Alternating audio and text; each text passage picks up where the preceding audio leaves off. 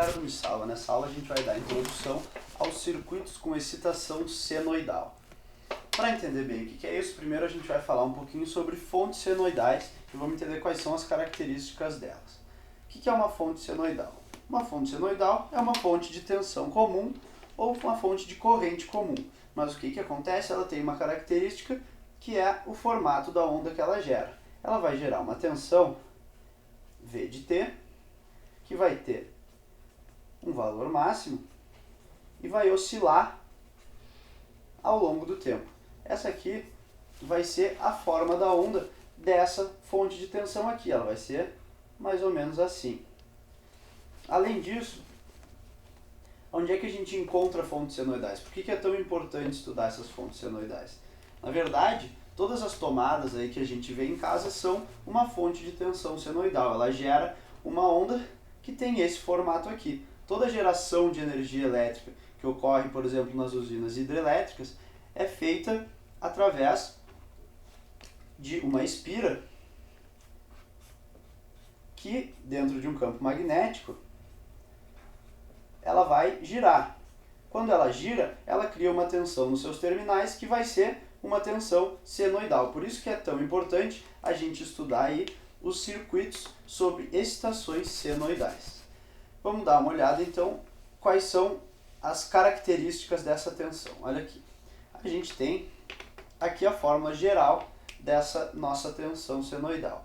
A primeira característica que a gente vai ver aqui é a amplitude, que é dada por esse Vm aqui, que na verdade é o valor de tensão máxima. Então, a amplitude é o Vm, que na verdade é o valor máximo da tensão ao longo do tempo. A frequência da tensão é dado por esse ômega aqui. Vale lembrar que ele está em radianos por segundo. Além disso, a gente pode expressar a frequência como sendo F em hertz. E a gente sabe que ômega é igual a 2πf.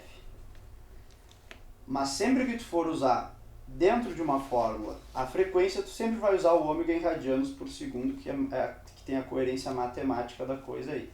Por fim, a gente tem a fase desse sinal aqui, que vai ser dado por essa letra φ aqui. O φ, para tu usar ele na expressão, ele tem que estar em radianos. Mas muitas vezes a gente representa ele em graus também. Mas quando estiver em graus, tu vai ter que trocar ele para radianos. Lembrando que 180 graus é π, então o número que tu quiser em graus vai aqui, o número que tu quiser em radianos vai aqui, e tu faz a regra de 3. O que significa essa fase? Essa fase significa um deslocamento temporal desse teu sinal aqui. A gente já vai entender melhor quando a gente olhar um gráfico aí desse V de T. A frequência, ela também é o inverso do período. A gente sabe que o período T, que é dado em segundos, é igual a 1 sobre F. Esse F aqui agora em hertz, não mais em radianos por segundo. Bom, agora vamos ver como é que é um gráfico de uma tensão senoidal geral aí. Olha só. A gente tem aqui um gráficozinho de uma tensão senoidal e a gente vai ver quais são aqueles parâmetros lá nesse gráfico.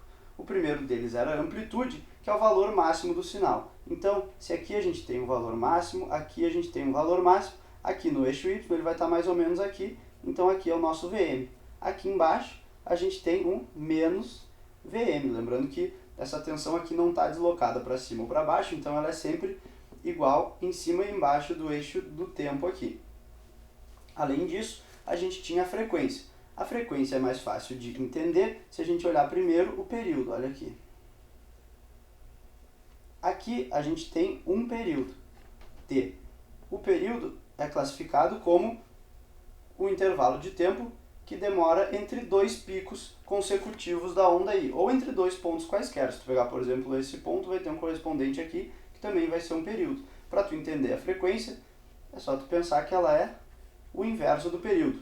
Quanto mais achatado for o gráfico, quanto mais ele varia ao longo do tempo, maior é a frequência desse gráfico aí. E por fim a gente tem a fase, ó. Percebe que esse gráfico aqui não está começando exatamente aqui, então ele não é um cosseno perfeito. Na verdade, ele está deslocado aqui, ó, um pouco para cá. Então, isso aí que vai ser a fase desse gráfico aí. Por fim, a gente vai ver o conceito de valor médio e valor RMS das funções senoidais. O valor médio é mais intuitivo que o valor RMS. Ele é dado por, eu vou chamar aqui de V barra.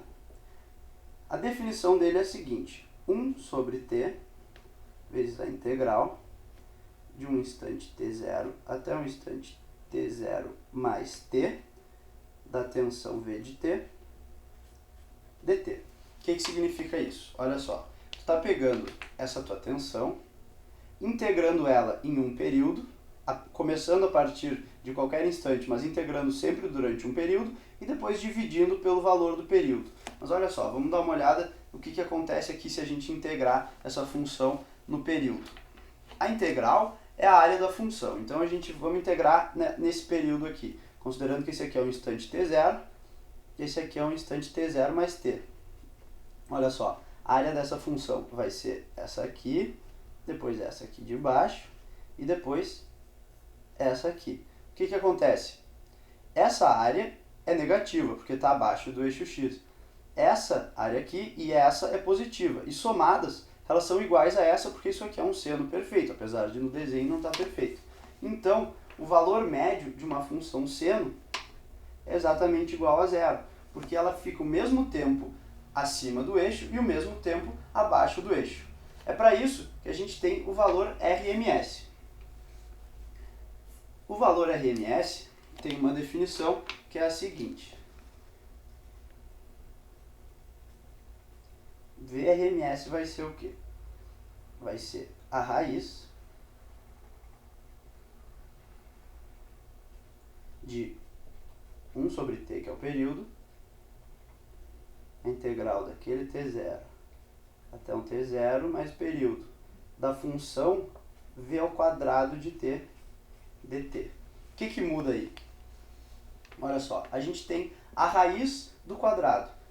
Aparentemente não mudaria nada, mas olha só, se tu fizer o quadrado dessa função aqui, essa parte que era negativa passa a ser positiva. E daí a gente tem sempre um gráfico acima do eixo do tempo e que daí a gente pode integrar e que vai dar um valor diferente de zero quando a gente fizer isso. Se tu fizer essa conta aqui, ou seja, substituir o v ao quadrado aqui por um seno, integrar esse seno ao quadrado, dividir pelo período e tirar a raiz, tu vai chegar num valor VRMS igual ao VM sobre raiz de 2. Essa fórmula é muito importante e vai ser muito usada daqui para frente nos nossos circuitos de regime senoidal. Por que ela é tão importante? Porque muitas vezes a gente não vai estar interessado no valor instantâneo da tensão, afinal ela está variando sempre durante o tempo. Então a gente vai estar interessado na média desse valor. Como a média vai ser zero, então a gente tem um outro tipo de média, que é essa média RMS. Então ela vai ser bastante usada e é bom tu decorar essa formulazinha aqui, V máximo sobre raiz de 2. O mesmo acontece se fosse uma corrente, ia ser a corrente máxima sobre raiz de 2. Era isso aí, então nas próximas aulas vamos começar a ver como é que se comportam os circuitos sobre regime senoidal. Até lá!